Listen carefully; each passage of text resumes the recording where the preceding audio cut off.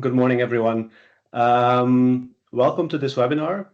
My name is Nico Schotits, and today it is my pleasure and my privilege to navigate you through what I believe are some of the most interesting facts and figures regarding Belgium's wholesale electricity markets.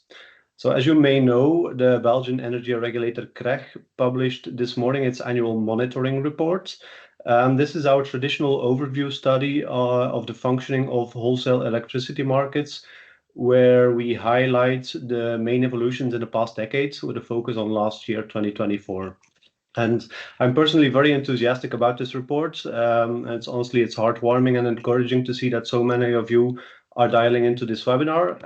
I hope you'll all be able to share my fascination for the functioning of electricity markets after the next 90 or so minutes. So before moving to the interesting part of this webinar, I would like to briefly touch on some practicalities in order to ensure that we all know what to expect and how and when to expect it.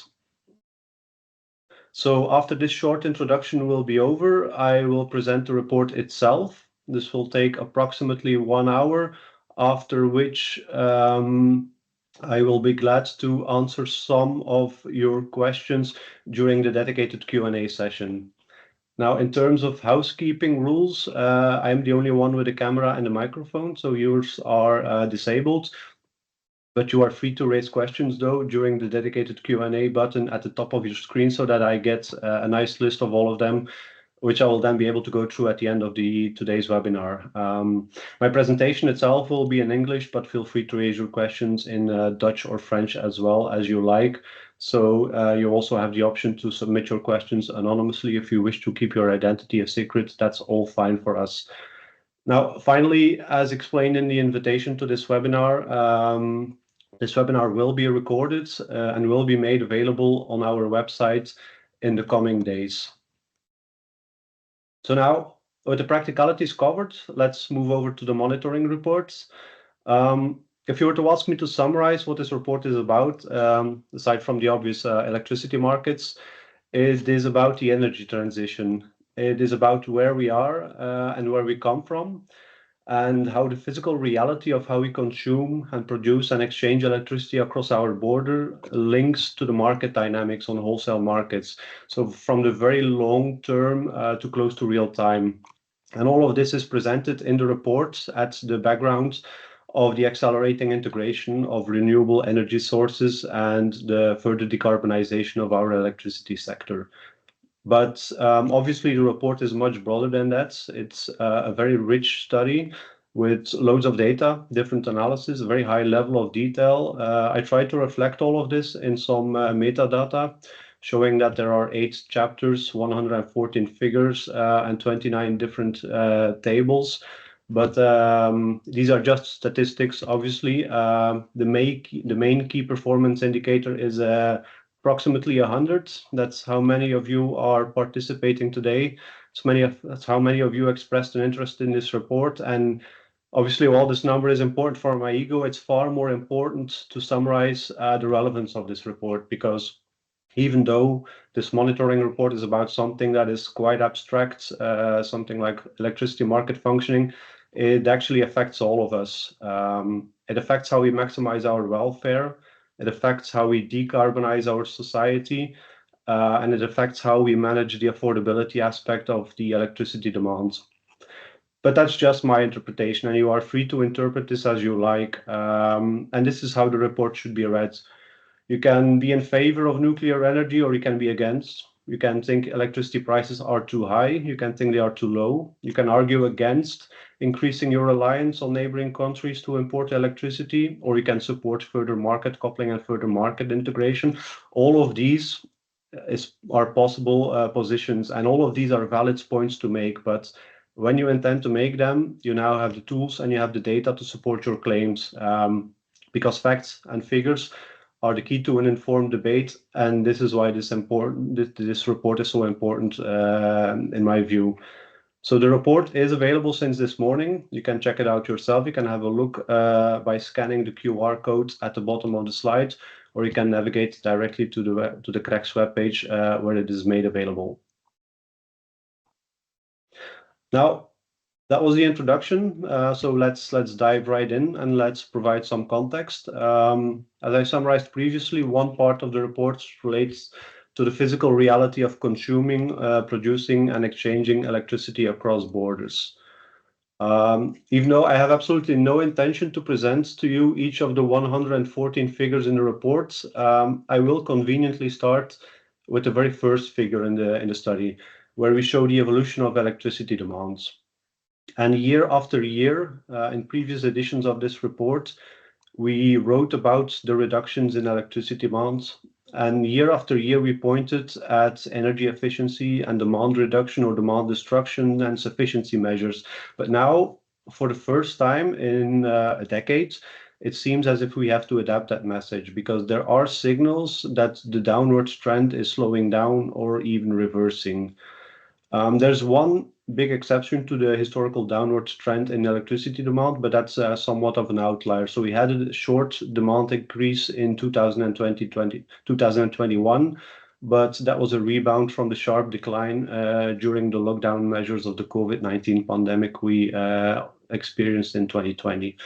But now there are many different elements, all of them listed on the slide, which impact electricity demand. I did not include all of the factors, but I rather selected the main ones which have impacted either positively or negatively how much electricity we have consumed during the past decades.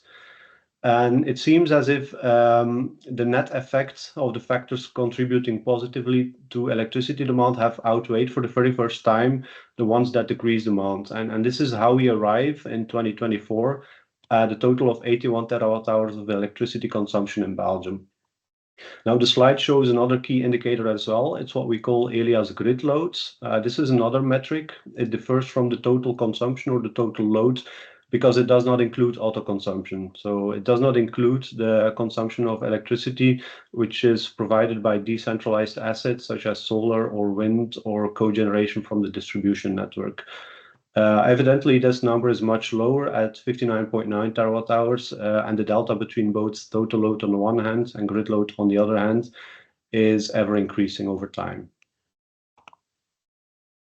Now, on a macro level, the demand for electricity or the electricity consumption is highly correlated to meteorological conditions, mostly the outside temperature, actually. When it's cold, we use electricity for heating purposes. When it's warm, we use electricity for cooling purposes. And this explains why in the top left corner, when we plot the total daily electricity consumption in function of the outside temperature, it shows a U-shaped curve. As temperatures go up and down beyond certain thresholds, we start to use more and more electricity. But so far, this relation is actually strongest for the coldest temperatures, so the left-hand side of the U-shape. And this explains in the bottom left corner why the electricity demand on a monthly basis, at least in Belgium, but also in many of our neighboring countries, is actually higher in the winter months and lower in the summer months.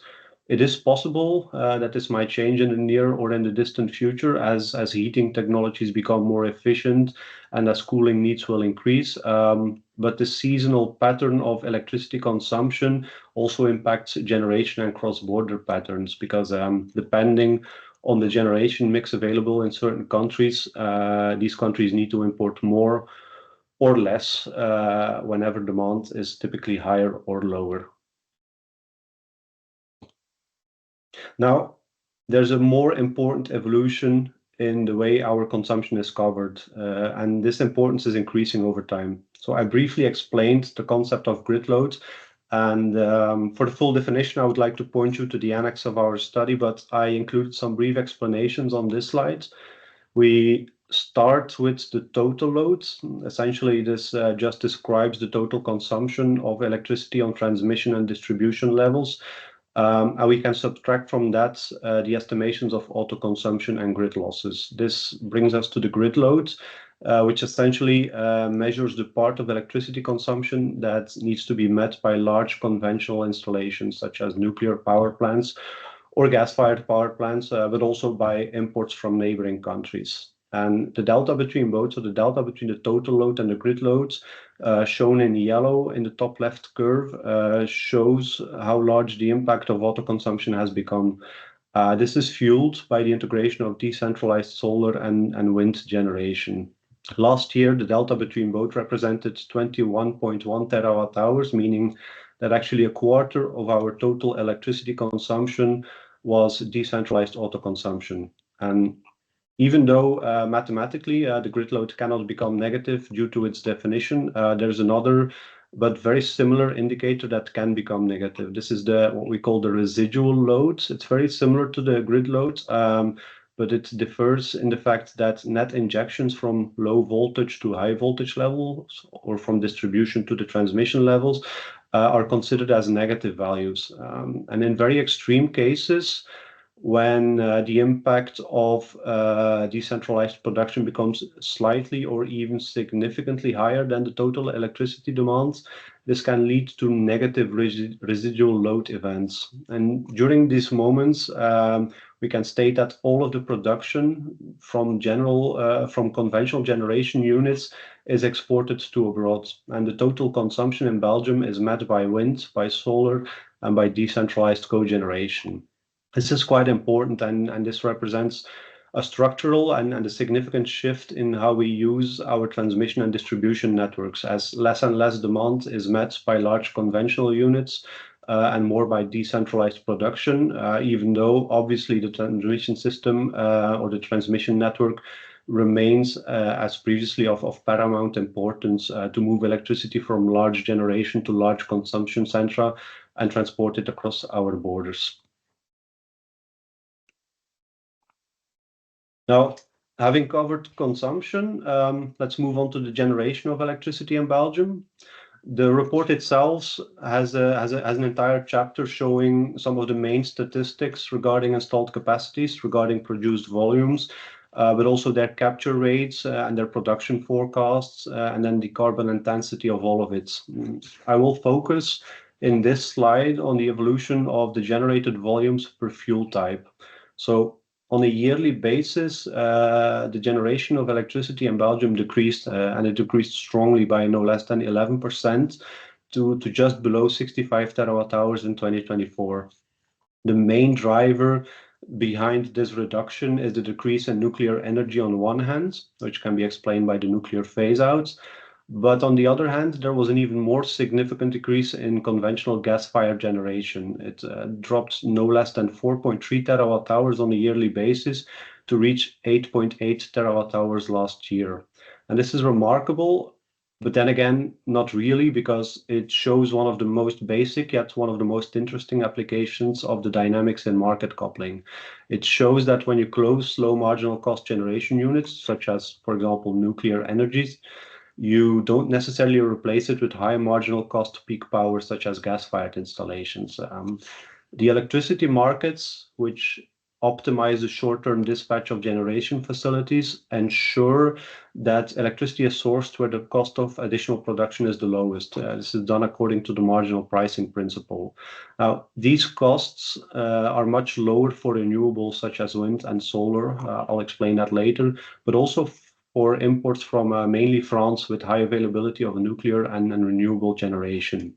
Now, essentially, when it is cheaper to import electricity than to turn on expensive domestic gas power plants, the markets will do so. And this is encouraging, obviously, because even though parts of the higher price for marginal gas-fired units results from policy instruments, such as the emissions trading scheme, actually, we can confidently state that marginal costs for low carbon alternatives, such as nuclear and renewables, are just much lower. And this ensures that they will be dispatched whenever they are available to produce. Now, I mentioned before that electricity generation has decreased, and this is true, but this is mostly the case actually while we look at large conventional units, being gas, nuclear, hydro, and other transmission connected assets, as shown on the previous slides. But for renewable energy sources such as wind and solar, however, we see very significant increases, both in terms of installed capacities as well as in terms of how much energy these installations produce. And this is summarized for the three main categories on this slide. We have a combined total of more than 16 gigawatts of renewables, of which 10.7 gigawatts solar, 3.2 offshore wind, and 2.3 gigawatt of onshore wind, with more large and small projects in the pipelines. Now, in 2024, due to meteorological conditions, especially low wind, we saw year-on-year decreases of around 11 to 12% of onshore and offshore wind generation, but that was in part offset by the 13% increase in solar production. And all in all, since 2015, the increases in both installed capacities as well as generated energy from solar and wind are very remarkable, and it's very difficult to actually predict where these numbers will end up in a few years. And this might sound trivial and obvious, but let me assure you it's far from that, especially the importance of the integration of solar energy in the national generation mix has an enormous impact on the functioning of electricity markets and the electricity sector as a whole. This was shown before when we looked at how electricity was transported and consumed, but it will be a key theme in the next chapters as well. But I'll present the first main consequence of solar generation in the next slide already. Now, every now and then we have these kinds of electricity market buzzwords that appear because they describe very fascinating evolutions that profoundly change the market dynamics. And solar cannibalization is one of them. This refers to how the downward pressure of solar units on the wholesale market prices lower the revenue of these exact units themselves. So I briefly touched on the marginal pricing principle, and this is very relevant for the formation of very high electricity prices, but also for very low prices. When the very high installed solar capacities that I've shown in the previous slide inject very high volumes, and when these high volumes have the ability to meet most of the electricity demands, solar sets the day-ahead clearing price, and they do so at very low or even at negative levels. I'll come back, obviously, to the topic of negative prices later throughout this webinar, but I can already highlight that these negative prices increased a lot lately, and they result mostly from the injection of solar energy. Now, this changes the daily pattern in electricity prices as well. Previously, people knew only peak and off-peak prices, so prices were typically higher between 7 and 8 in the morning and then 8 in the evening. And this is still how peak and off-peak price indexes are calculated by most of the power exchanges. And many long-term electricity contracts still use this separation. But in 2023 and 2024, however, the prices in the afternoon became lower on average than even the prices at night. This is what we call the duck curve of day-ahead prices. It's another electricity market buzzword, but essentially duck curves can refer to the daily consumption profile as well. But here they indicate the typical pattern with high prices in the morning and high prices in the evening peaks, with a deep and a heavy belly in the afternoon hours when the prices drop. We can calculate the theoretic revenue of these installations in what is commonly known as the solar capture rate, or the share of average day-ahead prices, which is captured by a solar installation that sells its entire production on the day-ahead market. We calculate this on a monthly basis and compared it to the average production during the same month, and this shows a strong negative relation in the bottom left corner.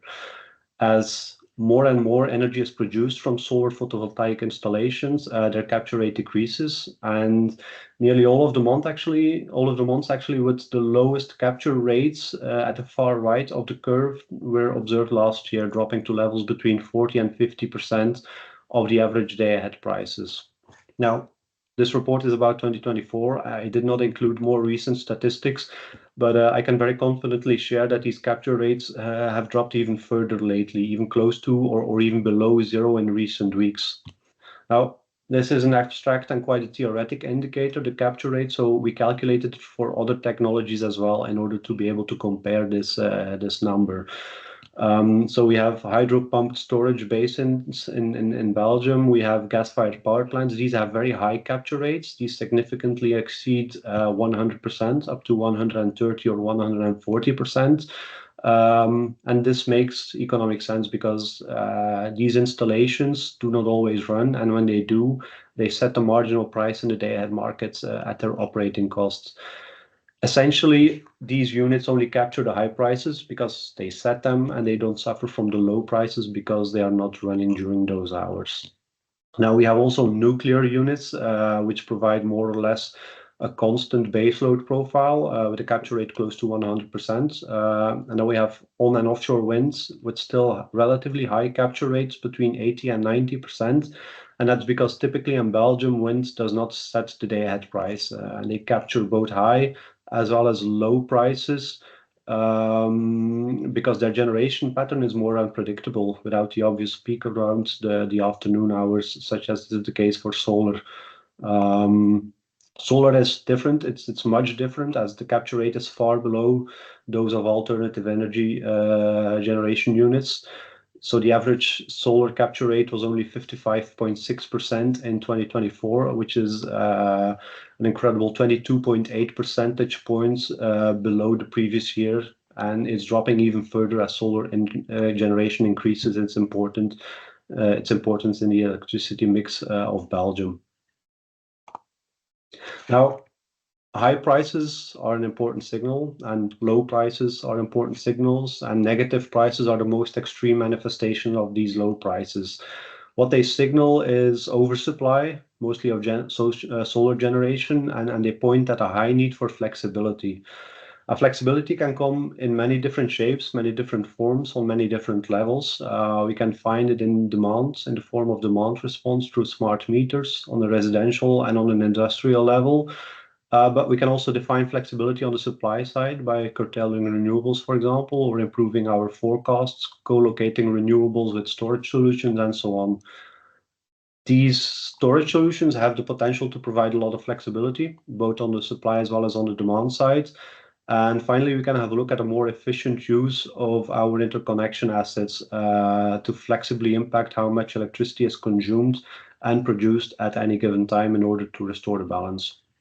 Here, I would like to highlight one particular observation, nuclear flexibility. It's often seen as non-existent in Belgium, contrary to, for example, the established practices in France. However, we see that nuclear installations also have limited flexibility potential. This is what we call nuclear modulations. There are different types of modulations. We have limited and extended modulations. And actually, not all the reactors can provide these services. In fact, there are only 2 reactors in Belgium which can today provide extended modulation services. It's the 2 youngest ones, so Doel 4 and Tihange 3, each of them 1 gigawatt of installed capacity. And in our spotlight at the end of the chapter 2 in the report, we looked at the average day-ahead prices, and we plotted at which moments throughout the year these installations provided downwards modulation in the orange and red circles in the bottom right figure. So the size of the circle actually increases as the downwards modulation increases, typically between 50 and 300 megawatts. But the modulations are also spaced vertically along the y-axis in terms of the average price during the modulation period, and we can easily see that with the exception of 2 occurrences, all of these modulations throughout 2024 happened at negative or even deeply negative prices. So this proves that there is an economic rationale for providing flexibility even for nuclear reactors, as reducing the output when the prices are negative avoids the cost of production for the operators.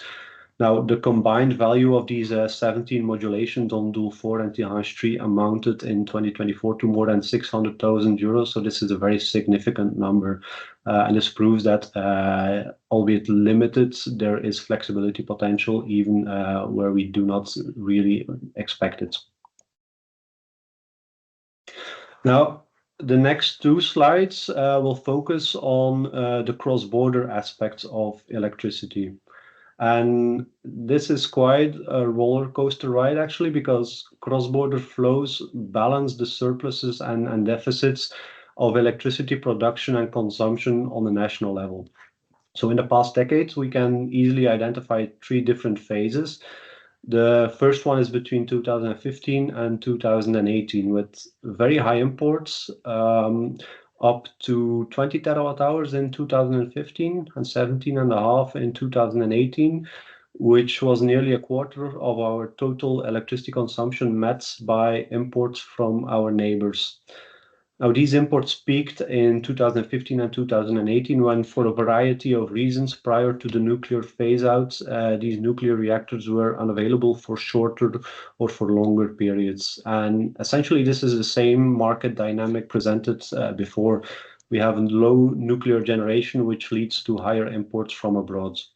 Now, interestingly, actually, France has had a very similar trade-off during the energy crisis. Even though today they are structurally and massively exporting to their neighbors, the large and unprecedented nuclear unavailabilities throughout 2022 in France has led to the highest ever recorded imported volumes, also from Belgium into France. And this is not our main story, obviously, but it demonstrates that these market dynamics can be applied in different contexts and in different countries. So then the second period was between 2019 and 2022, when Belgium had high nuclear availability. Belgium also increased its renewable production and commissioned 2 new interconnections. So these are 2 new direct current cables. One of them is the Nemolink interconnector to the United Kingdom, which became operational early 2019. And then secondly, the Allegro interconnector to Germany at the end of 2020. Now, these interconnections, they did not only increase market integration, but they also allowed to export very high volumes through their installed capacities of 1 gigawatt directly to both countries. And during these years, during the second phase, the trade balance was positive as the combined exports on our 4 borders exceeded the imports. And then finally, we have the third phase, which started last year, again, driven by nuclear availability, but this time the nuclear phase out, the closure of several units. And according to the same market dynamic I explained before, we started to import more and more again. So last year, the net import of electricity across our borders reached 10.8 terawatt hour, which is the highest value since 2018. And it's more than 3 times the imported volume of the year before in 2023. Now, to conclude on the explanation of cross-border net positions, we decomposed the trade balance into the net positions with our direct neighbors. We have interconnections in the south to France, in the north to the Netherlands, in the east to Germany, and in the west to the United Kingdom. So we saw in the previous slide that from one year to the other and between the 3 different phases, the net position of Belgium can move freely and sharply, and from very high net imports to very high net exports and then back again. So at the same time, we observed that on 3 out of our 4 borders, the evolution since 2015 or since the commissioning of the interconnections is actually quite stable. For example, year after year, we import from the Netherlands, sometimes more, sometimes less, but always and structurally we import on a yearly basis. Now, for Germany and for the United Kingdom, the net position is in the other direction. So we export more than what we import, again, year after year. France is a different story. France acts as a bit of a shock absorber or a buffer for our import and export needs. Alternatively, we can also state, obviously, that we do the same for them, but still the relation is quite remarkable because during the crisis years in 2022, we exported nearly 10 terawatt hours to our French neighbors. We became their most important trade partner for transporting electricity that year. We exported even higher volumes than Germany, Spain, or Italy. But now, last year in 2024, just 2 years later, we imported 12.6 terawatt hours. And this shift from net exports to France in 22 to net imports from France in 24, it represents a shift in our net export position of minus 22.4 terawatt hours. So that's more than a quarter of our electricity consumption on one single border with one single neighboring country in just 2 years. That's quite remarkable, and these dynamics actually result from the competitive position of the different countries or the different bidding zones.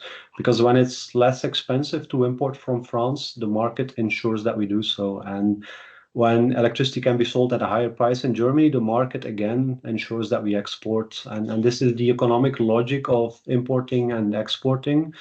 But strangely, this logic does not always hold. I will not go into the details of it, but I'll use this as a teaser for all of you to dive into the report. But in the spotlight of chapter 3, we observed that Belgium's net position in 2024 deviated from this logic. We massively imported, as said before, a combined volume of more than 10 terawatt hours, even though, with the exception of France, Spain, and Portugal, our day-ahead prices were the least expensive in continental Europe. That's excluding Scandinavia. There are a bunch of reasons to explain this non-intuitive observations. All of them are included in the spotlight of this chapter. They're ready for you to explore, so I invite you to go through it.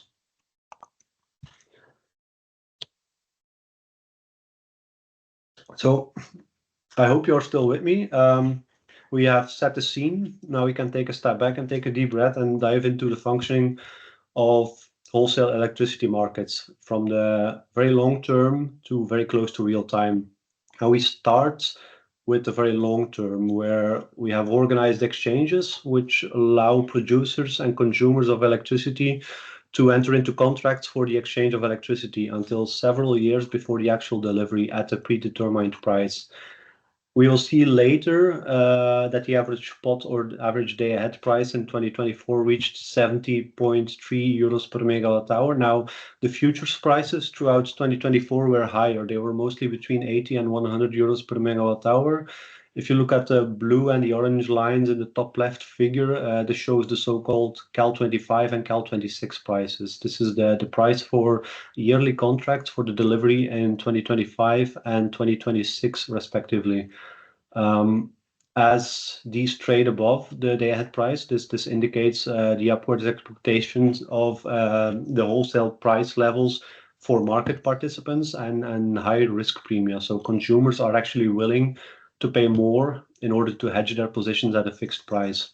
Now, the liquidity measured by the traded volumes on these markets is rather low, however. So if you look at the top right figure, we see temporary increases in 2019 and 2022. The volumes traded through contracts with physical delivery actually decreased afterwards very significantly in 2023 and 2024.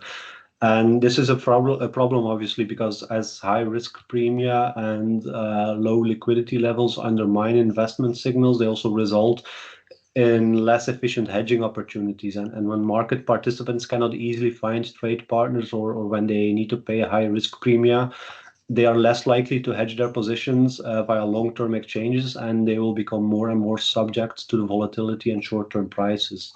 Now, these observations are actually part of a more detailed and more technical debate in Europe about the design of long-term electricity markets.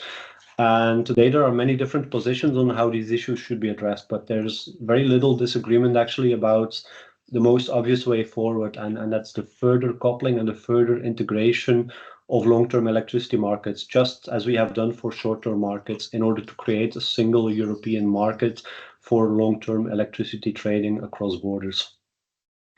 And this coupling and this integration of long-term markets is already done today through explicit trading mechanisms. And these explicit mechanisms involve the selling of cross-zonal transmission capacity for exchanges for different maturities in order to allow for the exchange of electricity across borders closer to real time. And to accommodate this, to this end, Elia organized 130 different auctions for yearly, quarterly, and monthly cross-border capacities on the borders with France, with the Netherlands, with Germany, and with the United Kingdom for delivery of electricity in 2024. Now, the report has an entire section dedicated to the prices and the volumes sold in these explicit auctions, and then how these capacities are subsequently used by market participants and how they generate income for transmission system operators. But Today, I'll only highlight one particular very specific aspect, which is the high demand for these capacities. As I mentioned before, local liquidity in long-term markets is low. So Belgian market participants have a high demand for cross-border transmission rights so that they can physically or financially hedge their position with trade partners in neighboring countries. And obviously, these cross-border capacities are limited by how much can be reliably offered by Elia. And there's a large discrepancy between the actual supply, which is actually fairly inelastic in the sense that they do not really respond to price signal on the one hand, and the demand on the other hand, which is driven by the cross-border hedging needs of market participants. So when we look at the data, when we analyze it, we see that the requested volume during all these auctions in all the different directions, on all the different borders, for all the different time frames, structurally exceed how much is offered by the transmission system operator. Obviously, this is a delicate trade-off for system operators, as it can be quite difficult to accurately predict how much transmission capacity will be available in real time, and the capacities in long term, or the capacities that are sold in long term are considered firm, but still improvements in the capacity calculation processes in order to increase long-term transmission capacities represent a key mechanism to ensure that long-term markets are more efficient and allow for higher exchanges across borders. Now, moving beyond the long-term time frame, the importance of short-term electricity markets is growing. In 2024, the Belgian day-ahead electricity market, which is integrated in the single day-ahead coupling or the SDAC mechanism, recorded an all-time high traded volume of 23 terawatt hours, which represents more than a quarter of the total electricity consumption being traded in the day-ahead markets. We have a physical net position of Belgium's import and export movements in the day-ahead markets, and this largely drives what we saw in the previous chapter on the physical reality of the interconnections. We have imported more than 10 terawatt hours physically, as I mentioned before, so it should not be a surprise that the economic day-ahead net position is negative as well, at an average of nearly 1,800 megawatts of imports. Now, month after month since the middle of 2023, the average day-ahead net position was negative, as we can see in the bottom left figure. So that explains the link between what we see in the markets, in the day-ahead market, and in the physical reality. Now, it's important to note that we cannot reliably decompose these total net positions into bilateral exchanges with our neighbors, as we did in the physical part. Because even though there are technical calculations that make it possible to deconstruct these balances, these remain estimations. And that is because the market coupling algorithm calculates only zonal prices and net positions.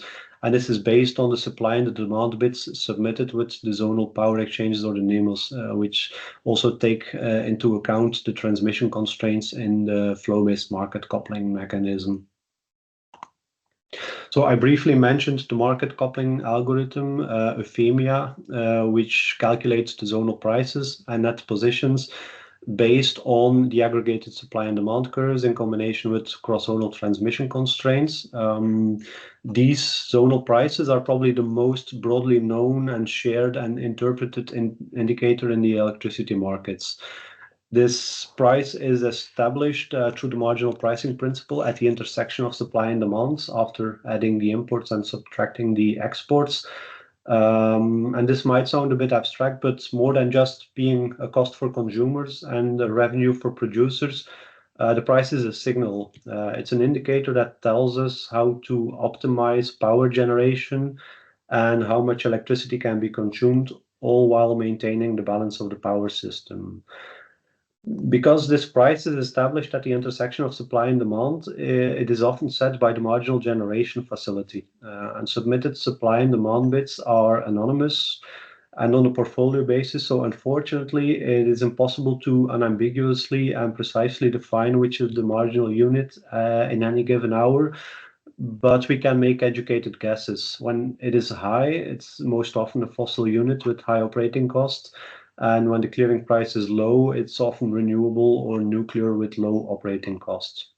So we have calculated to support this educated guess in the top left figure, the share of hours where the clearing price in the day-ahead markets was equal to or above the marginal cost of a theoretical but representative gas-fired power plant. So during more than 20% of the time, or more than 1 out of 5 hours, this was the case. We can state that at least a gas-fired unit has set the clearing price, or a more expensive one. But at the same time, these units, gas-fired units, only provided 10% of the total generated volume. These are the orange dots in the figure. This makes sense, again, as gas-fired plants are only called upon to produce when less expensive units are unable to meet demand. So they set the price more frequently despite generating relatively low volumes. And the results of all of this is high volatility. The ability of renewables and nuclear to meet demand when conditions, for example, solar irradiation, are favorable. This drives prices down, and particularly in the afternoon hours. And this is what we show in the heat map on the right, where the color represents the weekly average day-ahead price for any given hour of the day throughout the year 2024. And as you can see from the spring onwards, that a high solar injection leads to very low prices between the late morning and the afternoon hours. So these are the green squares that you can see. In the morning and the evening peaks, though, you see more yellow, you see more orange, and even dark red. And this indicates high average prices, which are no longer determined by the marginal cost of renewables or nuclear, but gas-fired and other power plants. This, in my view, is a particularly rich visualization, this heat map, because it allows to see a lot of information regarding price levels throughout the year. You can see the volatility on a daily basis between the afternoon low prices and the morning and the evening high prices. But if you look closely, you can even see a short, what we call dunkelfloater, where prices rise well above their usual levels during relatively longer periods with low solar and low wind, as you can see by the dark red bar early December. And then finally, on average, we have one of the main numbers of the report. It's the average day-ahead price, which decreased to 70.3 euros per megawatt hours. And I say decreased because obviously we often only look back just as little as 2 years ago, when during the middle of the energy crisis in 2022, this price was still at approximately 245 euros per megawatt hour. But there's an important caveat, because despite this apparent decrease, this price level of 70.3 is still well above the historical average. So we calculated the historical average between 2015 and 2020 at only 42 euros per megawatt hour. So today we are still well above that. And finally, to conclude this slide, maybe to respond to the seemingly suggestive question in the title, the price levels and the price volatility are indeed a signal. They are a signal for increasing flexibility. They are a signal to better align supply and demands. They are a signal to avoid short and long periods with too high or too low supply and demand. And they are a signal to decrease our reliance on expensive fossil fuels to generate electricity. So the number of negative prices is something that we all know, that we have all seen in the press and on social media lately. This number rose significantly last year to 408 hours, or nearly 5% of the time. We actually published in 2024 a study which describes the dynamics of short-term markets faced with the large-scale integration of renewable, mainly solar energy sources. And this study focused on negative prices in day-ahead and intraday markets, and incompressibility issues in the balancing markets. But it's important to observe that Belgium is not alone here. Our neighboring countries experience more or less comparable increases. The main driver here is, again, solar integration. So large parts of the installed solar capacities, mainly residential solar, they do not respond to the price signal, and they inject their energy whatever the price signal. These assets have the technical ability to be dispatched flexibly. They They just lack exposure to the price signal today, which increases the share of hours with negative prices. There are other reasons, some of them more, some of them less important. These are related to support mechanisms for renewables or ramp up and ramp down costs for conventional units. Another example is cogeneration of electricity and heat, where we see that the demand for heat can drive the production of electricity, even when there is already an oversupply of electricity, but this factor appears to be less relevant for Belgium. But essentially, negative prices are expected to increase as long as we do not find and we do not valorize flexibility on all the levels that we described previously. So on the supply side, on the demand side, residential, industrial, storage, cross-border, so on all these different levels. Now, some of the most admittedly complex analysis, but also some of the most important ones in the report and in general the functioning of short-term electricity markets relates to our scrutiny efforts to assess how the flow-based market coupling mechanism work. Now, this mechanism is part of the European target model to calculate and allocate transmission capacities on a regional basis in a coordinated effort between system operators and power exchanges of 12 European bidding zones, with a couple more to join in the future.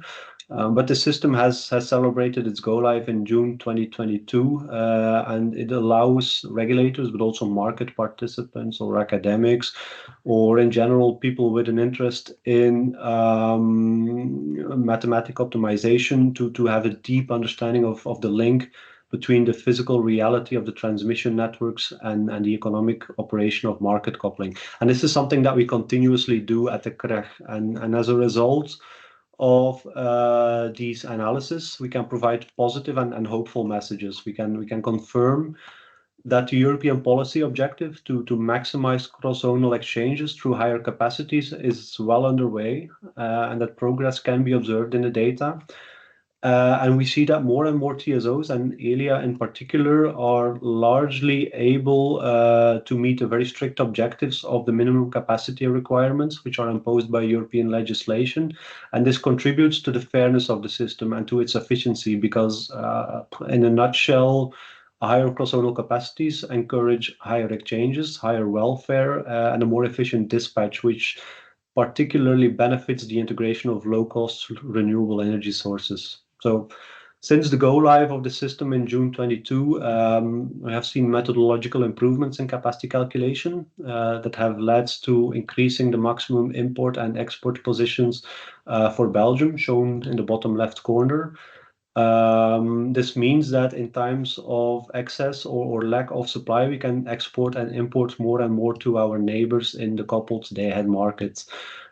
Theoretically, we can exchange more than 10 gigawatts of energy in the day-ahead time frame, all while guaranteeing operational security of the system. And this is quite massive for a small country with a peak demand of less than 13 gigawatts. So yeah, that's good news. But at the same time, we see that the pace of progress is different when we consider different countries and different system operators. The average margins which are made available for cross-zonal exchanges in the core flow-based market coupling mechanisms are shown in the top right figure, and they vary between 80% of the thermal capacity to less than 40% on average on all the network elements per system operator throughout 2024. And these large differences and these bad results for some countries and for some TSOs are partly the result of individual actions which circumvents the coordinated capacity calculation process. There are a number of unilateral adjustments possible to cross-zonal capacities. We have allocation constraints, we have individual validation reductions, and I do want to highlight that these tools are important for the TSOs. It's important to stress that the existence of these unilateral actions are important to maintain operational security whenever it is strictly necessary. But we also have to be honest, and we have to acknowledge that the structural reliance on these kinds of solutions can also have very negative impact on cross-border capacities, on cross-border exchanges, and ultimately a very negative impact on socioeconomic welfare, because that's the optimization that is done by the day-ahead market coupling algorithm. If we have more strict constraints, we have lower economic welfare. So obviously, this is not good news. Now, having left the day-ahead markets, we're moving ever closer to the actual delivery of electricity into the intraday markets. The importance of this intraday market is growing even faster. We have recorded traded volumes increasing by nearly a quarter on a yearly basis to 9.8 terawatt hours. And actually, this market is in full movement. Its design has been updated last year with new allocation mechanisms.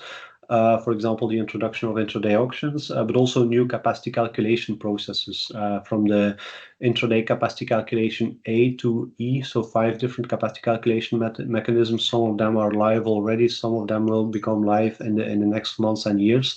But essentially, the aim of these modifications is to offer better and more efficient trading mechanisms. Now, just as in the day-ahead market, I did not mention this before, but just as in the day-ahead, we have 2 operational power exchanges or NEMOs active in the intraday market in Belgium, and we can see that their market share is aligning ever more closely since the go live of the competition between these parties. So 60% of the traded volume in the continuous intraday market is serviced by Apex Spot, the incumbent power exchange, while 40% is traded on Nord Pool. Now, interestingly, while these 2 organizations are competitors, they also work together. They work together to perform the market coupling operator functions, such as the operation of the day ahead and the intraday market coupling algorithm, or the clearing of the order books, or the publication of the clearing results, etc. The efficiency of this setup, where we have the combination of competition and performing together a monopolistic activity, is actually part of a very heavy debate in Europe between all the involved parties. And it will be scrutinized by the European Commission in its upcoming revision of the applicable legislation. This is the CACM, or the Capacity Allocation and Congestion Management Guidelines, which actually govern the short-term markets. So this is a very hot topic in the European regulatory environment today. Now, if we look at the available cross-zonal capacities, these are typically much lower in the intraday markets than in the day-ahead markets. This is because also here we have individual reductions to maintain operational security. These are also frequently applied to reduce cross-zonal intraday capacities in order to guarantee the safe operation of the system. And this is also shown in the figure. So after the go live of the coordinated capacity calculation in June 22, the available capacities remained more or less stable compared to the historical values, with the exception of France. But since the go live of the intraday capacity calculation A mechanism, so the first of 5 intraday calculations in the beginning of 2024, we have observed stark and notable decreases in the available bilateral capacities. This is a result of the removal of virtual capacities given to the day-ahead market. This can also result from the application of individual validation reductions, and then a bit more positively, can also result from updated grid models, because despite methodological issues, it is possible that updated consumption or production or transmission capacity forecasts leads to lower, or on the other hand, also higher capacities closer to real time for the intraday market. This is exactly the reason why these calculations are done. But as a result of these factors, we see a very significant increase in the number of hours where no capacity is available on any of the Belgian borders in either direction. And this was the case in 8% of the hours in 2024. And these observations are quite worrying, and they are part of a much broader discussion between Acer, the regulatory authorities, and the transmission system operators of the core capacity calculation region about the design of the intraday capacity calculation processes. So this is something that we also discuss a lot. We will continue to discuss over the next couple of months and years. Now, finally, before I conclude, I have 2 more slides to show you on balancing markets, because increasing the integration of renewable energy with variable injections entails very specific challenges in order to maintain the constant equilibrium of the system. And we see that in the last years, system imbalances are more or less normally distributed around zero. But of course, we don't measure system security in yearly average, but we focus on the outliers and the black swan events and the reaction of all the market parties and system operators to extreme imbalances. And we see that more and more frequently, higher imbalances are observed in the Belgian scheduling area. So we have a heat map. In the top left corner, which shows all the outliers observed with quarter hourly imbalances that are close to 2.5 gigawatts in the positive direction and 1.8 gigawatt in the negative direction. So positive imbalances, just for your information, are observed when the injection is higher than the offtake or when supply exceeds demand. And negative imbalances are the opposite. It means that less is injected into the system than what is consumed. And we see, interestingly, that the share of quarter hours in 2024 with negative imbalances increased to nearly 64% of the year. While this was much more balanced between 2015 and 2020, where the share was more or less 50%. Now, this is confirmed by most of the statistics regarding the imbalance prices, and even more than in the day ahead or even more than in the intraday markets, imbalance prices can fluctuate very rapidly, very sharply, reaching very high and very low levels. On average, as you can see on the left-hand side, these prices are very close to the day ahead and intraday's prices. If I would not include the title of this prices, you might think this is the day ahead price. No, this is the average monthly imbalance price. So it's very closely linked to day ahead and intraday clearing prices, but the imbalance duration, the imbalance price duration curves, where we rank the imbalance prices from high to low, and we show it on the right-hand side. This indicates more frequent and more extreme outliers. So we go from plus 2,000 euros per megawatt hours to less than minus 4,500 euros. So more frequent and more extreme imbalance prices are observed in 2024 and 2023 compared to the previous years. Now, in the remainder of the chapter on balancing markets, we dive deeper into the procurement of balancing reserves, the activation of these reserves, the impact of production and consumption forecast on the observed system imbalance and on the imbalance prices. And there's quite an interesting spotlight and at the end of the chapter as well, where we do a preliminary assessment of the impact of Belgium's accession to the Picasso platform for the cross-border exchange of automatic frequency restoration services. So there we tentatively see higher exchange volumes and lower price levels, which supports the thesis that increased market coupling, increased market integration, also for balancing markets, has a positive effect on imbalance prices and on reducing the imbalances. So that's good news. Now, here we are. Thanks for bearing with me. I tried to convey my main messages.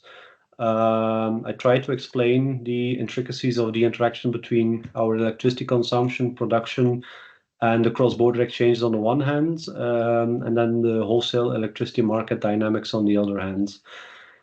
And I'm aware that these are long and complex subjects, and I'm also aware that I only managed to touch on just a fraction of all the information included in the monitoring report. So that's why I would like to invite all of you to scan the QR code, go to our webpage, download the report, read it, discuss it, because rather than just being a tool for sharing our opinion on energy policy as a regulator, this report is actually written from the perspective of contributing to transparency and fostering an informed debate, because this is exactly why we analyze these data sets. This is why we visualize them. This is why we publish this. And so many other reports. We do this so that you can learn and understand and contradict or confirm your beliefs, and then have an informed debate on these crucial topics. So with that being said, I end my presentation here. You can access our report online in English with Dutch and French summaries on our website or via the QR code on the screen. So